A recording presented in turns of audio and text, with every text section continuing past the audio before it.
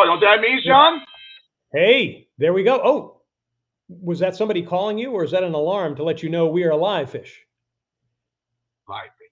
We are live. All right, we're going to take you right to the strip with one of the top performers in Sin City. Michael Shapiro of Reckless in Vegas joins us again. Hardline has some NHL and NBA bets to up your take, along with a look at a controversial and inspiring boxing match. Plus, how about that derby? Heidi's Hollywood is binging a 90s classic that is also a reboot that included one of our past guests, Richard Kind. Schmuck of the week and who's got the swag is going to be here, and it might be one and the same, kind of as Fish would say, a hard fact. Plus, Fish and I explore the first month plus of MLB, strange fan viewing habits, and our top 5 ESPN personalities of all time. Hi, everybody. Welcome to Daily Fish. John Daly here with Eric Snyder, aka Fish. We're coast to coast coming to you from Las Vegas and Myrtle Beach. We talk sports and entertainment and everything in between. And Fish, we do it like nobody else does, right? Well, we do. We're everywhere, on the platforms, and we try to keep it. Look, people say to me, "We watch the show because everyone else on your show is professional, and you're an idiot." So, I mean, we someone said we changed our name to the Daily Dish. I don't know. What do you think? That wouldn't be a bad idea, but the only thing, and I like the fish because something is fishy most of the time when you're on here. So I think that works. All right, folks. All right, folks. Questions or comments, drop it in the chat box, or if you're not watching us live, email us at dailyfish1@gmail.com. .com, I should say. Time now for the daily grind. Here's what we're grinding on. We are 30 games into the Major League Baseball season, less than 20% done, so it is still early. But Fish, what do you like? What do you despise so far? What I like is I bet the Orioles went over 60 games, and I'm on pace because your Red Sox are so bad. Sorry, that if they could split with the Red Sox the rest of the season, I'm going to win my bet. I like that. What I like the fact that Shohei Ohtani is off to a pace that he had last year.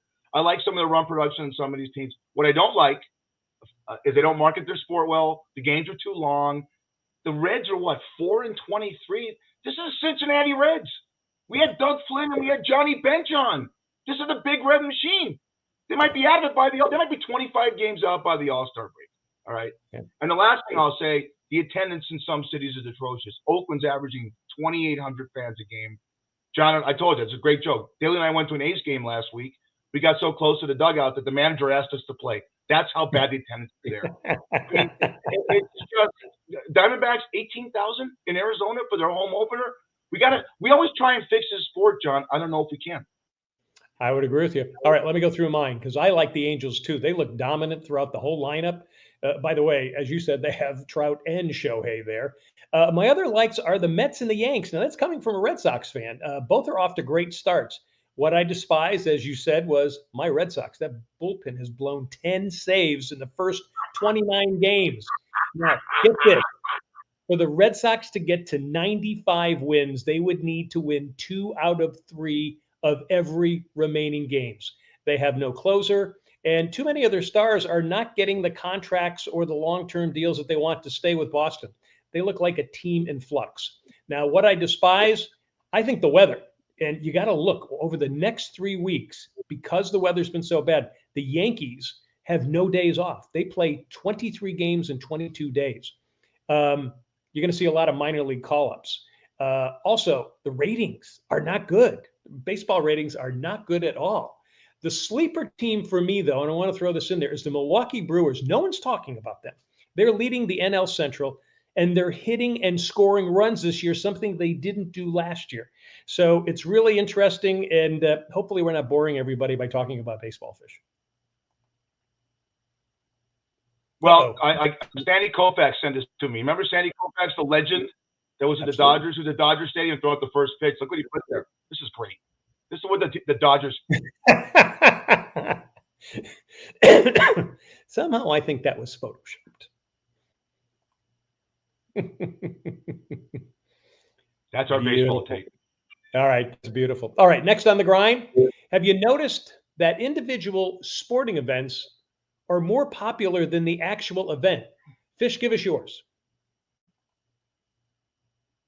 Well, Hardison made a comment to us when we were in the rehearsal, and he said, "Fish, are you going to take Thursday night off because of the schedule release show in the NFL and the NFL Network?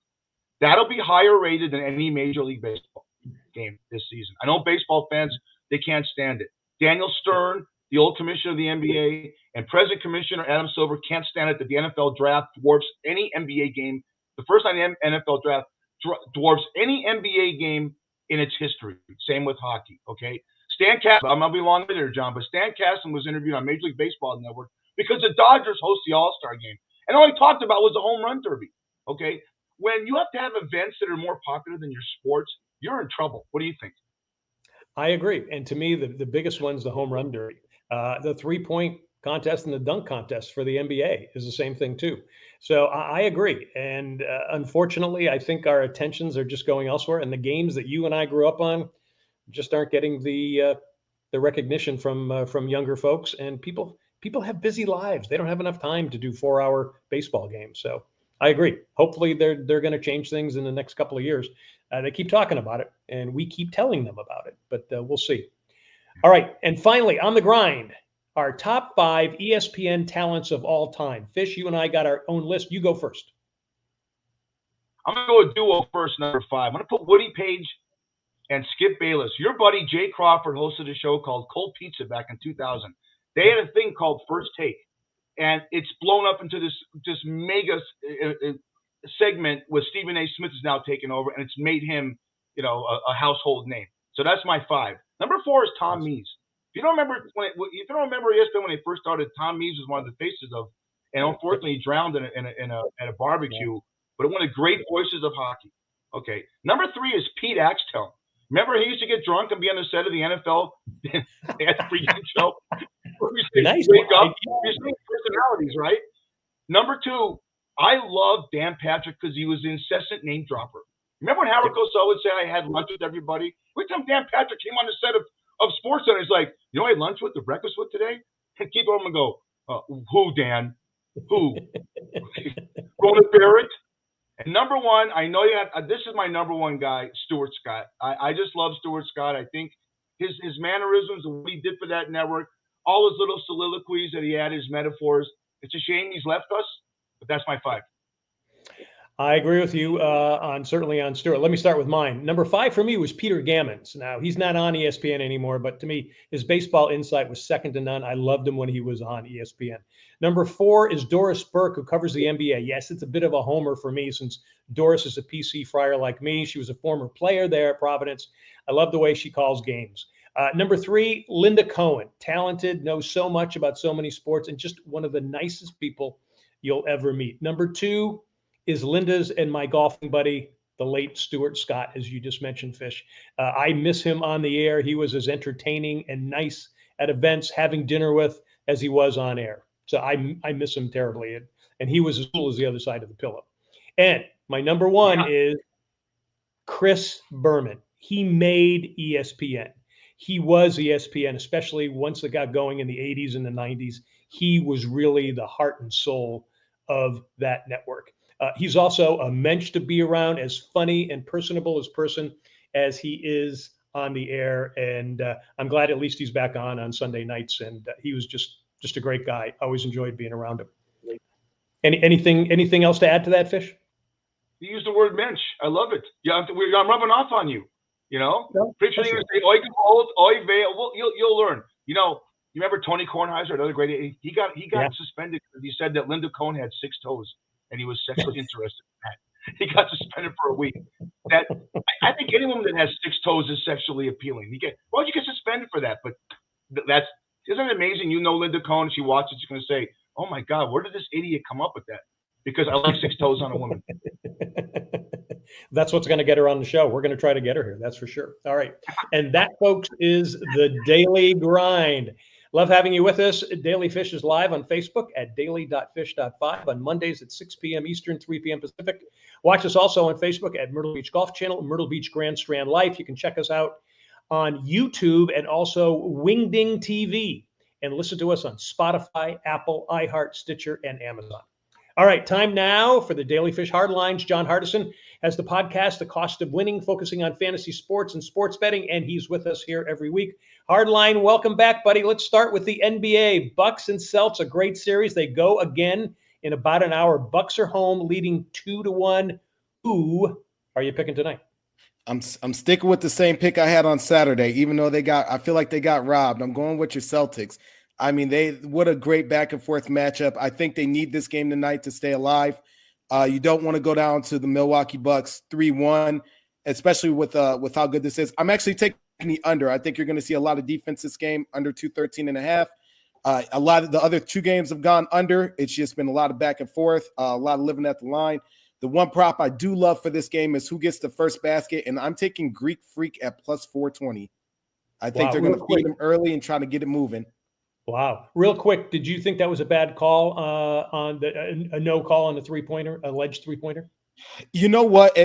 If there was more time on the clock, I probably would say it was a bad call. But when you're at that little bit of time left, they just let them play it out. Whatever happens is going to happen unless there's something really egregious. So I understand why the refs made that call. I don't like it, but I understand why they made it. So it's a good no call. Let the boys play. My love of the Bay Area, the Grizzlies are like, and the Warriors are like Rocky Balboa and Apollo Creed. There's allegations, there's injuries, and it's been a great series. Who do you like?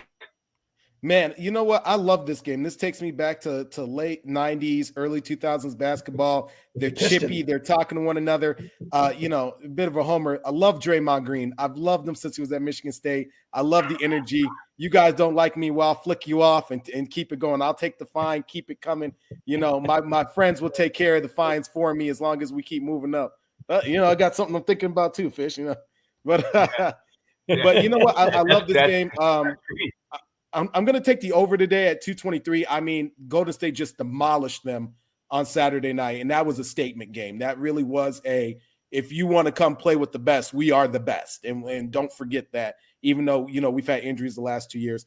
The prop that I like in this game, over 8+3 combined threes for Klay and Steph at 135, and for Steph, over 6.5 assists at plus 104. I just think that this is a game where you don't want to see if Ja comes back the next game. He's not going to play this game because he's doubtful. Take advantage of what you have. You're at home. Make this another statement game. If something were to happen next game, you want to try and force it back to Golden State. So I think this is going to be a 3-point barrage by the two best shooters in NBA history tonight. Okay, looking forward to that. And the NHL, actually, the NBA is more NHL than the NHL has been. So 4 games tonight. What are you picking? Any particular game? You know what? This game, I'm riding with Calgary. It's a back and forth between them and Dallas. I kind of knew it was going to be that way. I do like Calgary tonight. I'm taking and the other game I like is Rangers Penguins. Did not see that coming on Saturday. I mean, the Penguins really gave it to them. And even though the Rangers came back, they tied it up 4-4. They couldn't just sustain it. I know they have a different goalie in that tonight for the Rangers, so I'm going to take over 6 goals at -1.5. I just think that they're just going to, ram it down their throat, try and take as much as they were. And I like the over in the Washington game. I mean, this has been a great series between Washington and Florida. It hasn't gone the way that I thought. I thought Florida would win more. But, when you have one of the greatest players of all time in Ovechkin, this is what you pay him for. You pay him for moments like this to step up and try and seal wins for you in the playoffs. I like it. Real quick, Avalanche going to sweep tonight? I don't think they're going to go for it. I don't think they'll sweep tonight. As much as I think the Avalanche are the best team in the West, I think the Preds at least get one game out of this. I think they get one game. They'll get taken off in 5, and we'll see for that. And with this game, the best prop that I like is there's going to be a goal within the first 10 minutes. I can't see this game not going off within the first 10 minutes of people scoring at -174. I take that tonight. Did you see the Canelo? Daly texted me on Saturday upsets. Okay, and we'll talk about right now. You see Canelo Alvarez beat to Dimitri Bivol.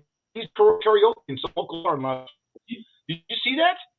I think it's great. It's great. But what do you think about the fight? Because obviously he was sing Sinatra. You know what? I love the fight. I mean, I give a lot of credit to Canelo Alvarez. The biggest thing about him is he went up another weight class. I mean, this guy started off fighting at about 147. And he's trying to fight guys that are 170, 170 plus. give him a lot of credit. But Bivol, he took the shots, and I mean, he really fought Olympic style boxing. As I tell people, he didn't try to move in. He didn't try to just go blow to blow with him. He was patient. He worked the jab. He moved around. He cut off the ring. That's boxing to me. That's the boxing I love to see. You're not always going to get heavyweight sluggers, and to watch him work his technique is awesome. And you know what? It goes along the lines of what we saw this week when he said, I understand why people would have taken Canelo, but you got to believe in yourself. If I don't believe in myself, nobody else can. And so he was plus 440, plus 400 at a lot of books. Canelo was minus 550 at a lot. I threw some money on Bivol just to see what happened, and I was happy at the end of Saturday night, with the results. But, that goes into what he was able to accomplish, and even look at what happened with the Kentucky Derby this weekend. Well, I know you got the Kentucky Derby right, didn't you? I mean, how about that finish with Rich Strike, making somebody, and not too many people, a Rich Strike, but Hardline, the three of us were on live the afternoon, 3 or 4 hours before, maybe longer than that. I mean, I was just astounded. I wanted to get you two back on the line because I was like, wow, what a finish. I mean, Rich Strike looked like a mouse running through a maze. I mean, it was unbelievable. What was your thought? I just smell movie rights. I smell movie rights. I see cameos. Move over, Seabiscuit. Like, this is one of those type of stories that you just can't write.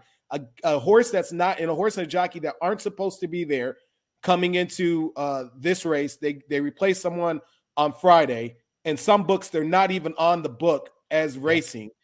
You see them take off from the gate. He's dead last, almost in the back, and he's patient. He's just biding his time. He's waiting, just like a boxer. He's waiting. He sees his moment, and he just takes off. And I mean, you can't write a better story than that. Takes off, beats the top two horses that everybody has pinned to win this race, and just wins out of nowhere. I mean, what a phenomenal race.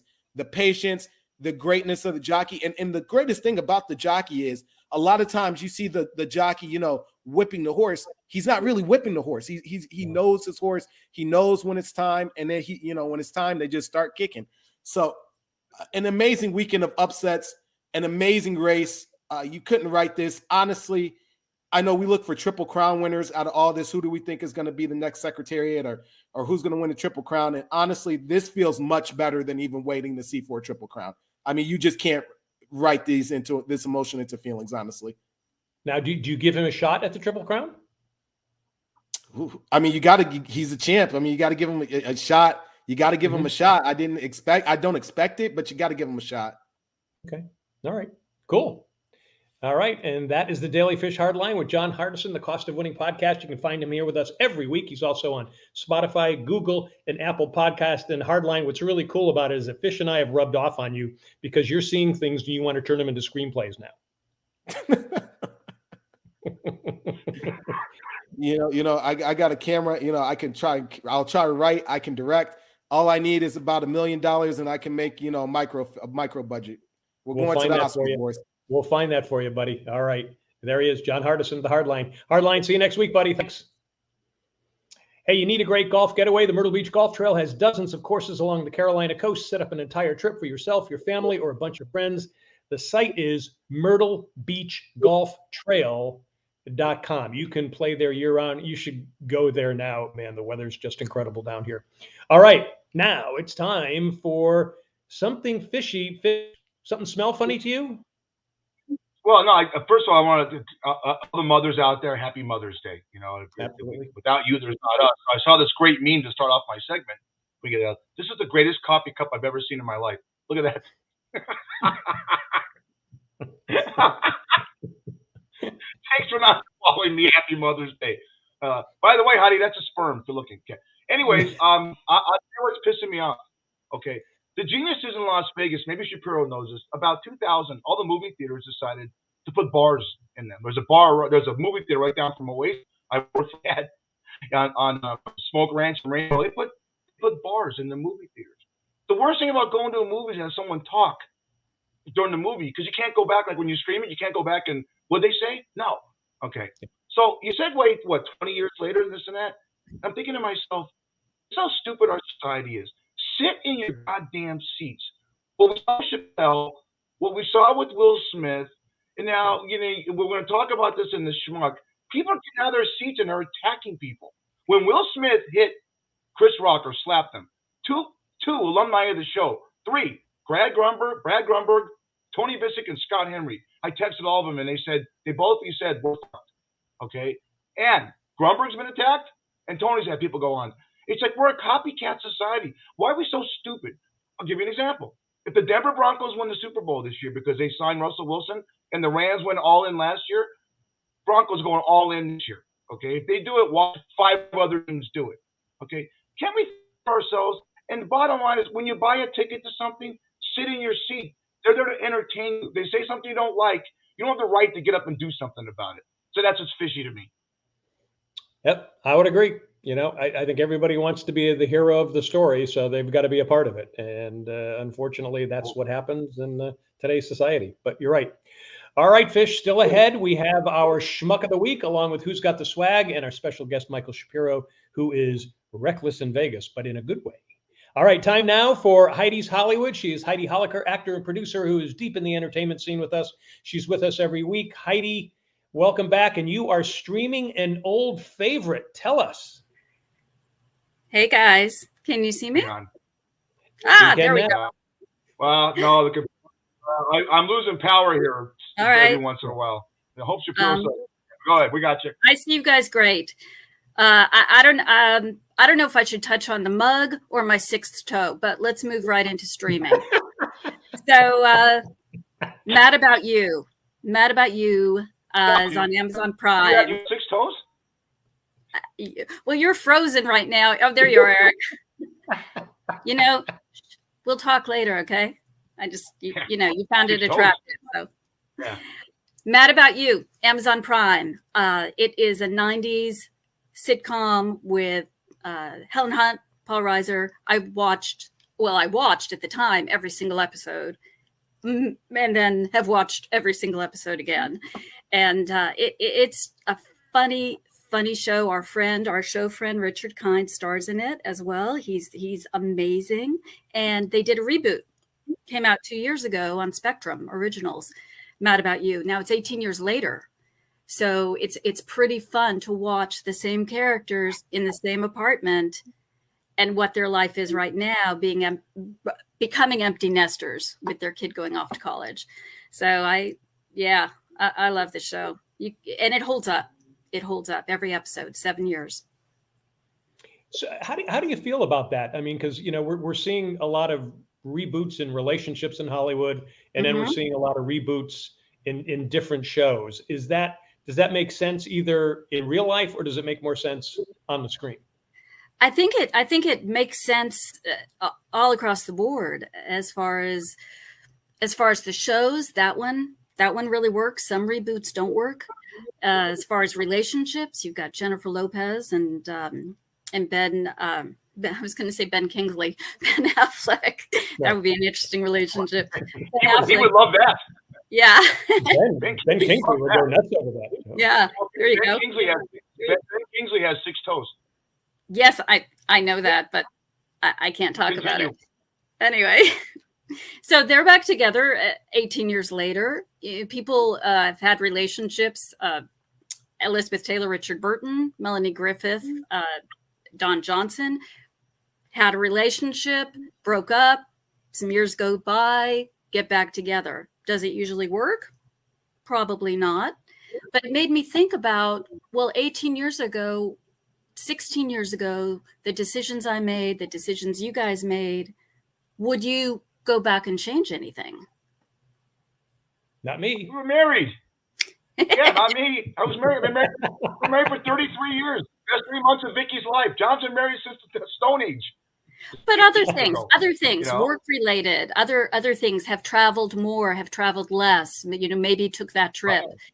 Right. And what I came up with is that the brain, the person that we are today, we didn't have obviously the frame of reference, so that we wouldn't have made a different decision, because we were that person then, we were that person 10 years ago. We've evolved to be whoever, hopefully good, whoever we are now. And I enjoy my life more now than I did 18 years ago. Hindsight is always 20/20, isn't it? It certainly is. Yeah. Every lot, look, life gets in the way of your plans. John Lennon said that, and it's true. The one thing I like about my past and John's past, and you too, Heidi, is the fact that we earned everything when we were younger. We didn't. If someone said to you, what year did Ben Franklin discover electricity? You had to go to get an encyclopedia at the library. You can't go on your phone. That's great, but you also learn stuff. Kids have it really easy right now. We have a tough time dating. Bullshit. Go on Tinder, go on all these Match.coms and stuff like that.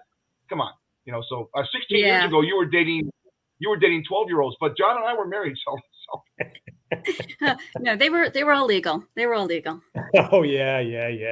Hey, by the way, I just did some medical research here, and they say 6 toes. They think that's the sign of Tolio. So be careful. Tolio. Yeah. Okay. So all right. Well, I'm going to admit it. I don't have 6 toes. I just thought. Okay. Fish is going to make you prove it at some point. All right. No all right, problem. Heidi. Thank you very much. That is Heidi Hollywood. She's with us every week. You can check her out on Facebook and also on Instagram. Okay, now it is time. Sorry, Heidi. Wait. Okay. My computer's really messing up. I don't want to cut her off. I want to say goodbye to her. Gotta get the kiss. Thank you for the kiss. Sorry about that. That's okay. Sorry. Yeah, we are having a little technical difficulty here, so just bear with us, folks. All right, time now for our schmuck of the week. Who's been schmucky this week, Fish? Well, I'm not going to do the icons. They're taking too long. I don't know what's going on. Well, not this guy. This guy's a recipient of a schmuck. Let me get that off. I'm not going to do the icons. Just when you go to swag, just go to swag because this is not happening today. So Chris Paul is a leader. I talked about it in Fishy. This guy, Chris Paul, if he ever comes up, look at this fan. I mean, this guy's playing a ball game in the playoffs, and this idiot and his family attacked his family, put their hands on his mother, stuff like that. This is nuts. What, are we going to have Are we going to have fences around stadiums that are courts in the future? I bet we do, John. We might. Yep, I agree with you. All right, let's go see who on the opposite side has got the swag. Who are we toasting this week? By far, the best swag I've ever seen. If you've had a shitty week, just remember at least you didn't go on the BBC News with your dildo on your bookshelf. Yvette Amos had no idea. See that in the circle right there? Heidi, that's a dildo. Okay, not a 6-toe. How great is that? And they kept the segment going. They kept the fucking segment going. And sorry, look at that. Look at her face. And she got a producer in her ear saying you got a dildo on your bookcase. I don't care. Maybe the Queen likes it. It's Britain, of course. Amos. Yes. Let me see. That's about your size, John. About a 3 inch. Yay! You can use that to hit your tee shots. Unbelievable.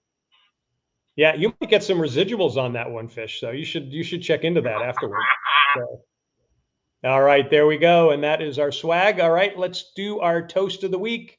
All right, Fish, what are we sipping and who are we toasting? I got a mint julep. I want to Rich Strike. I want to toast Hardline. All of the Heidi and Shapiro coming on soon. Healthy rest of the year, everybody. And when you got an 80-1 win the Kentucky Derby, and you got British broadcasters, a guy like Daly, that's a broadcaster, did news forever, right? You could never put a dildo on back at Daly. He wouldn't know what to do with it. I love it. Exactly. All right.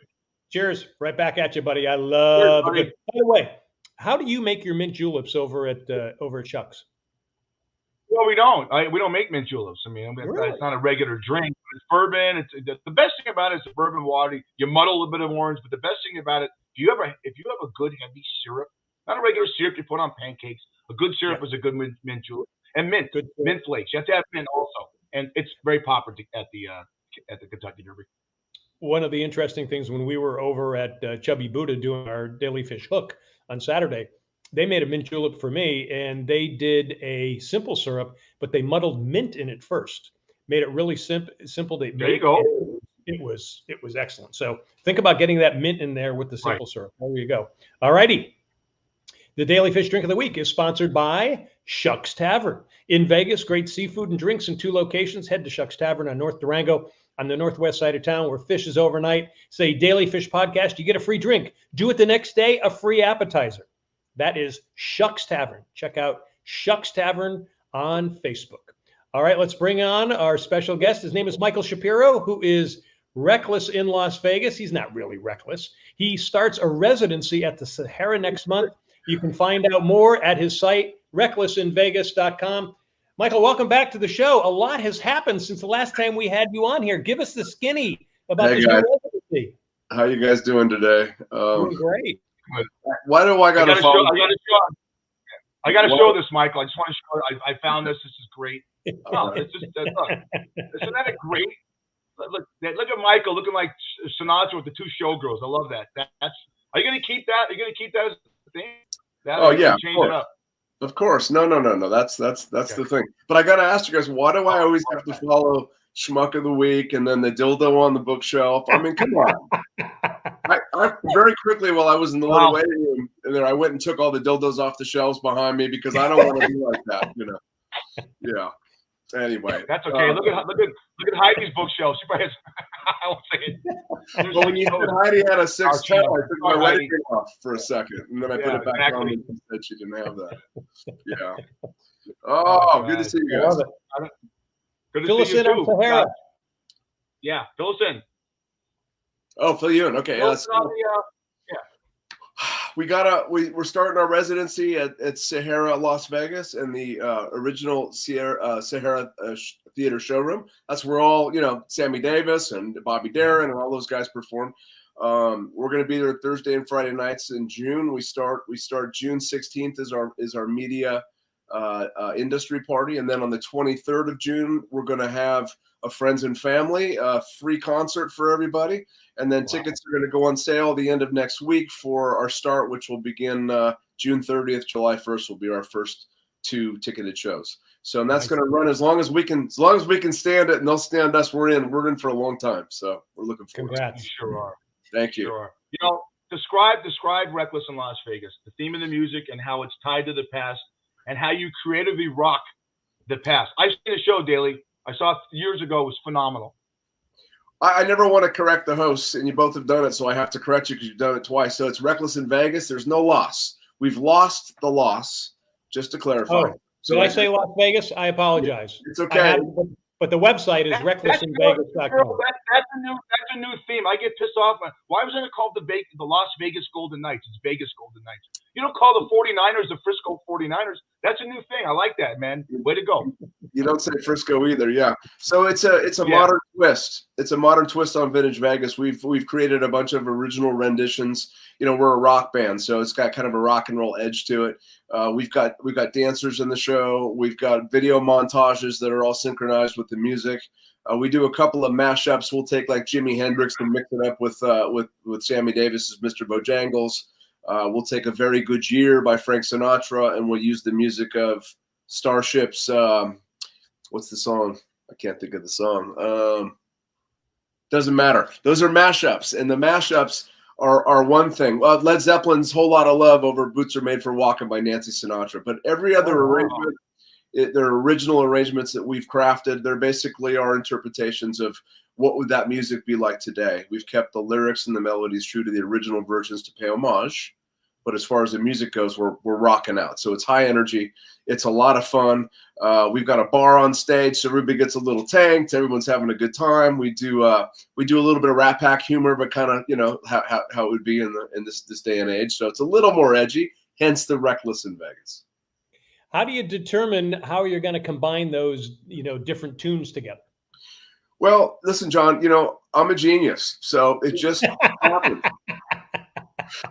It's interesting because it really is kind of an inspiration. It's the mashups per se. Dan Shea, our producer and partner, he helped with all the arrangements, and he came up with The Very Good Year. It's White Rabbit, by the way, Starship's White Rabbit. That was his idea. His idea was also the Jimi Hendrix Manic Depression. That was his idea. I came up with the Led Zeppelin Whole Lot of Love underneath Nancy Sinatra's Boots Are Made for Walking. And I always wanted to do that song, but I didn't have an arrangement for it. So we never did it. And I just waited and waited. And I woke up one morning and I had Led Zeppelin in my head and I heard the down, down, down, down, down, down, down, down. And I thought, oh, that's it. And I put them together and it worked perfectly. So you know, the other things we craft them, and it took us a year to put that album, the first album together. So they're really well thought out, and you know, we'll see. With the next inspiration comes, we'll add another one to the repertoire. My mother's favorite duo. My mother's 84 years old. God love her.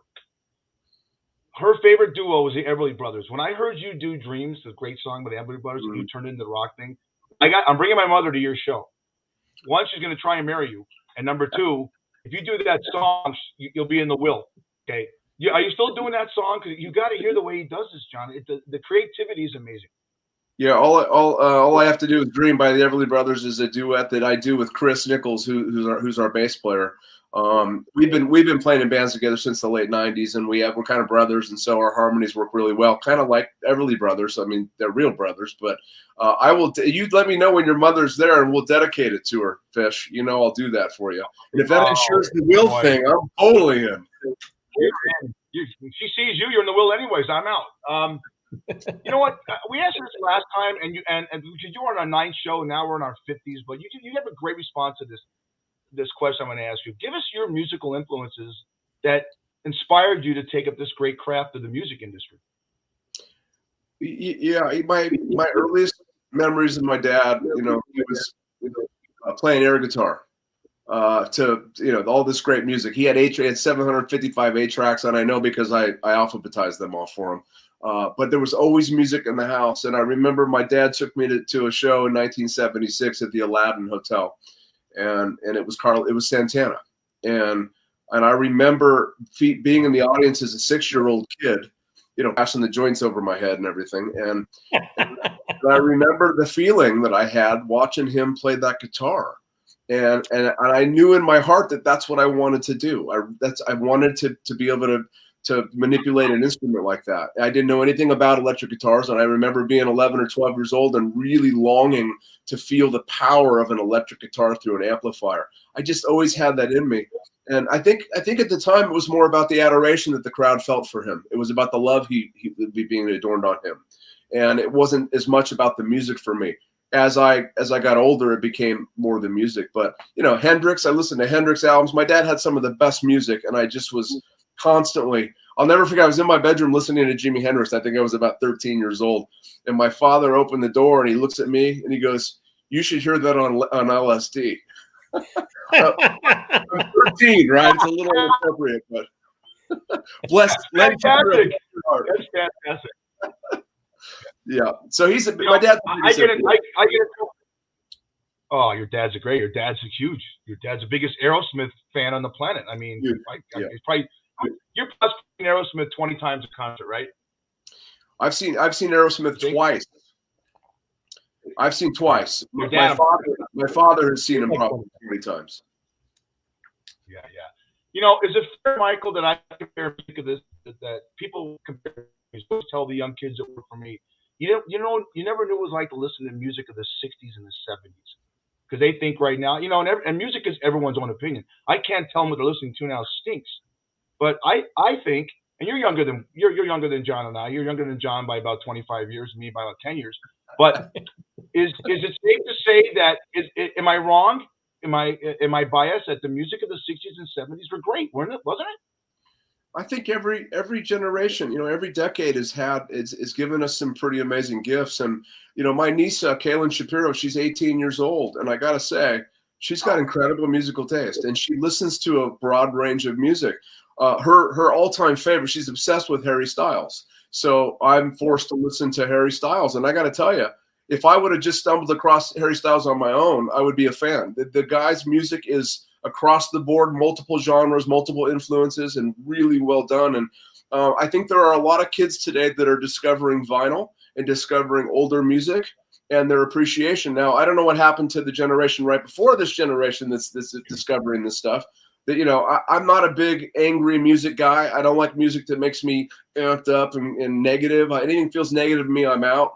I was into rap when I was in high school, but it was LL Cool J. The rap has gone a different direction now for me.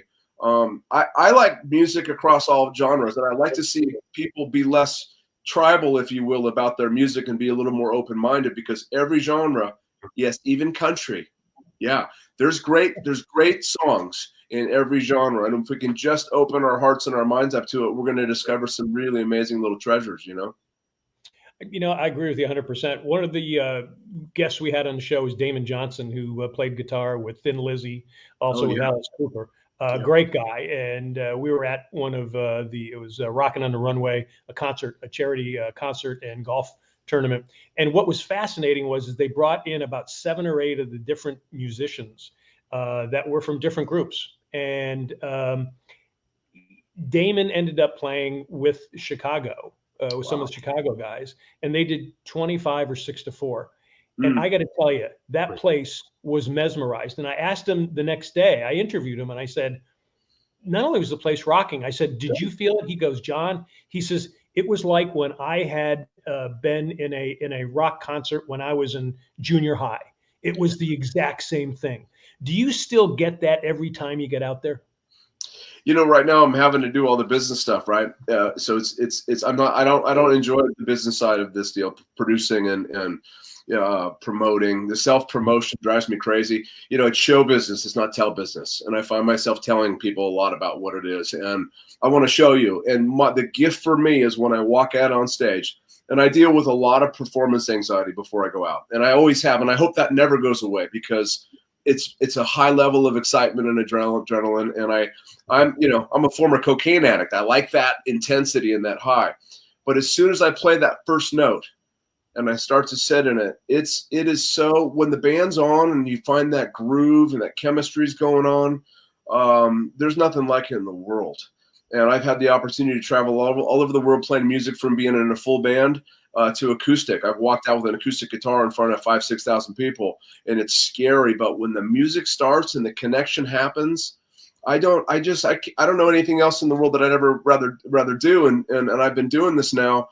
I started playing in a band at 16. I'm 51 now, and my passion is as intense today as it was when I first had the dream. So, I wish that everybody on the planet could find a passion like this and it could fill them up, because for me, it's the same as it was before. Yeah. That's fantastic. I want to do a little round table here, because you're going back to the past. And you go first, Daly, then Shapiro, then myself. Name your favorite concert you've ever been to.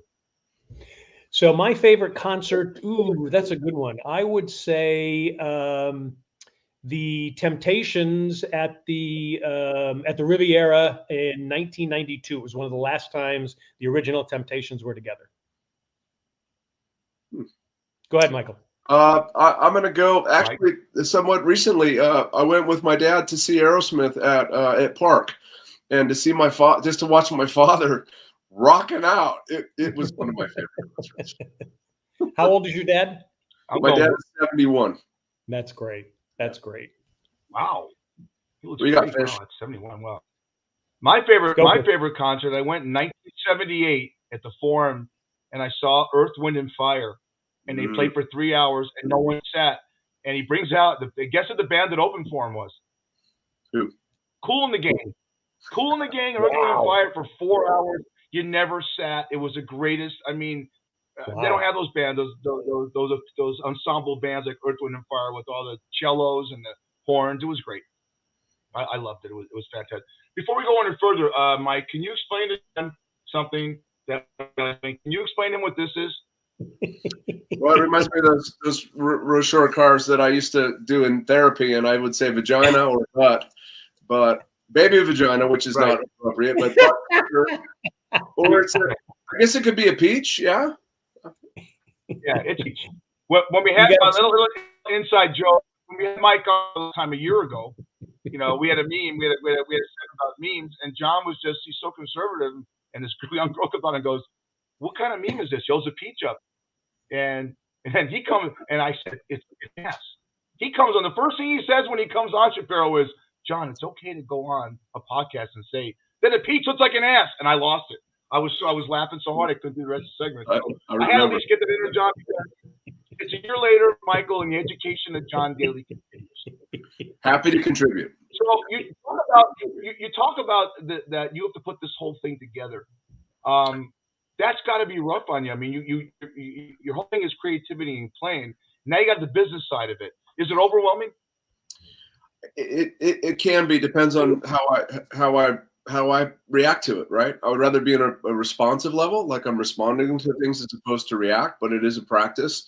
There is an art in business, and how you handle and develop relationships. I'm not going to say it's all on me. I've got an amazing team around me, even within the band itself. But right now, I'm not even focusing on the performance yet. I'm just focusing setting up the business side of it, and it is hard. It's hard because I just want to play. I just want to play music, and I don't really want to do all this, but I have yet to find someone. My dream is like somebody's going to come along and see how talented I am or I'm not, and say, hey, let me help you. I see what it is. Let me help you. And I've certainly had that over my career. But original music is really hard, and I've done a lot of that. This thing is it's a Vegas show. It was part of my original vision when we started this idea. I'm trying to love it. I'm trying to just be grateful in all of it, even the challenging parts, and then also taking a day. Don't burn out. Don't work 7 days a week. Take Sunday and just do nothing. And my wife has been really good about that. She has me shut it down, and I think that's a balance. Listen, I started a business in the 90s here in Vegas, and I've always been kind of an entrepreneur, and I have that ambition and that drive. Do I love it? No, it's not my favorite thing to do, but it seems like it's a necessary evil, if you will, in our society, and how I want to share this music with as many people as possible. In order to do that, we need a platform to perform in it. And nobody's come around and said, hey, let me develop you and let me put the money in and let me, show you, I'll do it all for you. It never didn't happen that way. It wasn't in the cards for me. I don't know why. Well, it still could happen. Let me ask you about the residency, because a residency in Vegas is, that's something that wow, most people kind of, because it seems like, oh wow, it's kind of easy. One, is it easy? Two, can you get complacent? Three, after a while, do you want to be, hey, I want to head out on the road and do something else? What's the thought behind that? Because there's so many people who see residencies here in Vegas. Yeah, I thought it was easy. When I came up with the idea, the original vision, I thought we started playing it in the Bay Area. And Seth Shore, who's involved in the Downtown Grand, he owns Fifth Street Gaming. He saw us playing San Jose, and he brought us here to do a 5-weekend residency. And they paid for everything. They gave us a guarantee. They put us up in hotel rooms. They did billboards and marketing everywhere. And it was like, oh, this is cool. And so I moved back to Vegas in 2015 as a result of that experience. When I got back here, we were the new kid in town, so it was easy to doors were kind of opening. But let's face it, I moved back in 2015. We did have a deal with Caesars at Link. They were building a room for us right before COVID, so we were able to get that deal. And that was we were supposed to open April of 2020. But that's still, think about that. That's 5 years it took to get that deal. And now here we are now in 2022. I got another one, but I've been working on this since December of last year. So here, we're coming up on, we're in May now. So it takes time. And I think that with art and music, what's most important is not the end result. Sure, we have goals, but we have ambitions, but we have to be careful. I have to be careful not to let that ambition rob me of the gratitude of where I am today with it. So stay ambitious, but stay balanced, because I may never make it on a residency stage in Las Vegas. I may never get that record deal, but as long as I'm doing what I love, I've succeeded. And that's really what the focus is. As hard as it is, and if it never happened, well, the one thing I wanted to be sure about is I don't want to be, 65, 70, 100 your age, John. I know I don't ever want to be that age and look back and go, I wonder what would have happened if I would have went for it, right? And Absolutely. So I want to be able to sing the Sinatra line, regrets I've had a few, but then again, too few to mention. I want to be able to sing that line and mean it. And that's what this is for me. But yeah, if it was easy, everybody would have them. And it is really a challenge. And it's a challenge once you get the residency. How do we, Reckless in Vegas is not a marquee value name. We're not Sting, right? We're not some of these other acts. And how do we get tourists to buy tickets to our show? It's a whole nother side of it that is really, really hard. The grind is just now really beginning once we get open. So we're doing things like, for the local market, which is very important to us, Sahara has been renovated. It is beautiful. Alex Murillo has put couple hundred million into the property. I mean, it is really something. It's vintage Vegas again, but it's modern. They have free parking. They've got great restaurants. Eddie Griffin is in there Monday, Tuesday, Wednesday in the same room that we are on Thursday and Friday. You got Magic Mike upstairs, which is a great show. The restaurants are fantastic. They're really now moving on it. So what I wanted to do is how can we give to the locals, get the locals stimulated? So my dog is freaking out back here. Hey, knock it off. That's all right. Well, you know why he's freaking out? Because you said free parking. Free parking. Everybody is just so amazed at that. It's so funny because I've been a little removed from there for 5, 6, 7 years or so. And when I heard that there was no more free parking, I was like, the whole place is going to go downhill. There's free parking. Yeah, Sahara. I know the reason. What's that? What's the reason? Well, I know the reason why you're not successful. Because you haven't marketed the fact that you have 6 toes on each goddamn foot. You walked out there on stage and showed those 6 toes. Heidi would marry you and buy out your and give you a record deal with Capitol Records. All right, you got to market that stuff, buddy. You know what Pete looks like an ass. You got to market your digits. Okay, you hit your dildo. You are so extremely talented. I got a man crush on you, Michael. I'm safe in my skin to say that. Market your digits. Yeah, I love you too. We're bringing in special guests every month. We're going to have a special featured guest. The first month in June is a surprise guest. We're not going to tell anybody. But in July, we have Kelly Clinton Holmes going to join us for the whole month. In August, we have Ann Martinez. In September, we have Nikki Scalera. In in October, we have Kelly Vaughn. So every month will be somebody new. And also, you were talking about Earth, Wind, and Fire, in Chicago, and you're the guys like Horns. One night a month, we're going to do Come Get Horny with Reckless in Vegas night. We're going to have a 3-piece Horns join us. So I think you'll like the Horns. Yeah, I like that, definitely. Super. So all the things to stimulate the local market and keep it going. Beautiful. Yeah, you're going to do great. I want to, John. Before we go, I want to show the icon again. It's great about Reckless in Vegas.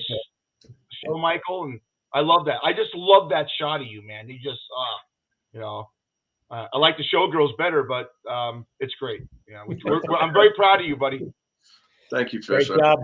Great job. He is Michael Shapiro. He heads up Reckless in Vegas. Go to Reckless in Vegas. No LAS in there. RecklessInVegas.com. He's going to be at the residency at Sahara starting in June. Michael, again, congratulations. Thank you so much for being with us again, buddy. We love it.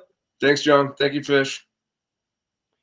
All right. And coming up, Fish and I are going to wrap things up. We're going to give you a sneak peek at next week as well. But first, we want to tell you about Hope for the Warriors. Check out Hope for the Warriors. They have a big celebrity golf event coming up August 27th, 29th. It'll be in Wallace, North Carolina, near Wilmington.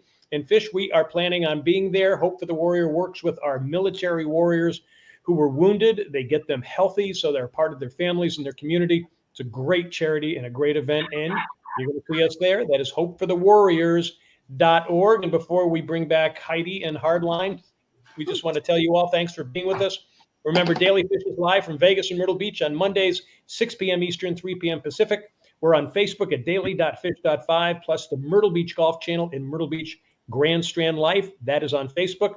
Catch us on YouTube and Wingding TV. You can listen to us on Spotify, Apple, iHeart, Stitcher, and Amazon. Write to us at dailyfish, the number 1, dailyfish1 at gmail.com. And wow, that was an interesting one. And how many references to 6 toes did we get in there? A few. I love it. I'm a sick bastard, but I'll tell you one thing. This is a travesty. This kid is so talented. He's a great guy, great family. And sometimes we see that, and he's I think, Heidi, you get it being an actress, and I think what he said that was so poignant was he enjoys what he's doing. So he's 51 years old. He's not getting out there looking for that, I'm going to get signed. I still enjoy doing that. When he said he gets out there between 5,000 to 6,000 people with an acoustic guitar, and that energy goes through the body, you gotta love that. Yeah, and I loved, and I completely relate to the process of producing, because it's I've been on a project for 3 years that I've co-created with Reed Shelley, our friend from high school, and I love the process. I love the business aspect of it. So I love the creating of it, the writing of it, but I love all of that, and you have to embrace all of it. Very good. How you doing, Super. Hardline? You're yeah. Hardline says I have a third nipple. Is that true? I mean, it's you. I mean, you told me that last week. You know, you took those couple shots at Shucks, and you know, you're like, I got a secret. I said, I don't want to know. You said I got a third nipple. You know what, Hardline? I'm taking you and your wife to Shapiro's show. All right, the four of us will get together. We'll dig it, man. You're gonna love it. Now, what is the date of that show? That's what, June 15th? Did he say? I think June 23rd. So I'll get with them. Is the open? I'll go with the free one. You know, I gotta play that card. But hey, the free one's on me, Hardest, and don't worry about it. But we're gonna promote that. I'll promote that more with him as far as. But June 23rd is a VIP thing. Yeah, and you know what? Fish, yeah, he's always. I want to say, Fish. You know, thank you for covering that Chris Paul story. I mean that was something that needed to be covered. I mean, I felt bad. My heart went out to that guy and his whole family, especially on Mother's Day. I mean, what a crappy time for that to happen. How do you get out of your seats? Heidi, we know so many people that perform on stage. Imagine how about this, Daly? How about you doing a play? On Broadway doing a play now, or you're doing an equity waiver with 99 seats. It's going to happen. Someone's going to go on. I mean, everyone, it's nuts what's going on. You're going to start seeing You're gonna see barriers between the fans and the talent. I guarantee you. It's scary. It's very scary. Yeah. Well, no doubt about that. Heidi, what do you got in your shelves back there? What's on your shelves back there, Heidi? I don't see. Looking at my shelves. Make myself big, good brand. You know what, guys? Do you agree, Daly? Because you're in the business. I'll ask Daly this. You guys chime in. Only the English get away with that kind of stuff. If that happened on American TV, that'd be oh my God. You know, the right wing, the far right would be oh my God, Jesus, what? How can you do that? It's not Christian. You know, let me tell you something. What is everything about that is Christian. Well, I can imagine what the Queen said when she saw that. Let's just say next week there's going to be nothing on my shelves. Yeah. Oh yeah. Hey, hold on. I can't say you were the stand-in for that model dildo because it was too white in color, but it looks like Shapiro. He's been around. So you're so bad. No, I'm not bad. I'm sorry about. I'm sick. I need help. I'm trying to get my friends. We're on a national podcast. What makes Daly if a national Hardison, you know Tony Kornheiser. If a national correspondent ESPN says he has a crush on a talent there because she has 6 toes, my mind starts going when it's like, you know, does she have Vulcan ears? You know, you start looking up pictures. Oh, pictures. The internet was the worst thing that could ever happen to me. I think so. But no. Hey, you want this. You want Shapiro to succeed. You want people like that because they've been working at it so long. Yeah, so he is a success. Just because it's not commercial yet doesn't mean shit. You know, he's a success because he's talented and he keeps going at it. And he entertains people. That's all that matters. You know what? You know what makes me a great bartender? Is I'm full of shit, but I entertain people. Yeah, you got to keep going at it. Oh, I fought up all the Hardison's women. Just keep the drinks coming, Fish. There you go. Drinks and the fish. That's all you need. Hey, so next week we're going to have Randy Roush on. Randy Roush was a former weathercaster here in Las Vegas. He's moved on. He was in Phoenix. He was in Orlando. He's created his own business where he actually he trains people to be on television and to be newscasters, sportscasters, stuff like that. So he's got stories about Vegas. He was also one of the more entertaining weathercasters. He would go out and do live shots. He'd be skiing, telling you the weather. He was really innovative that way.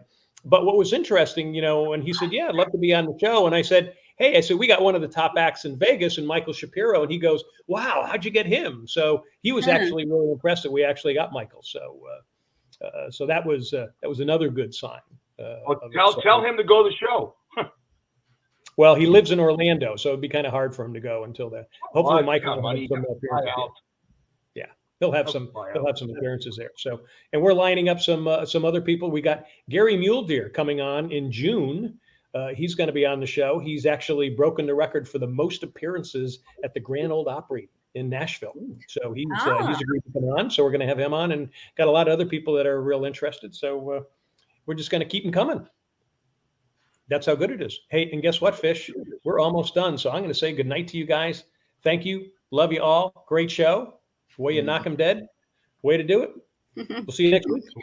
Well, All right. wait. On June 27th, we have a woman that's walked the streets of Las Vegas as a hooker for 27 years coming on. Tell her stories. Wow. So Really? shows a lot of, you know what, a lot of dildos. Yeah. John knows Fish, it. how much did On you that pay? case, I can't I- compete with that.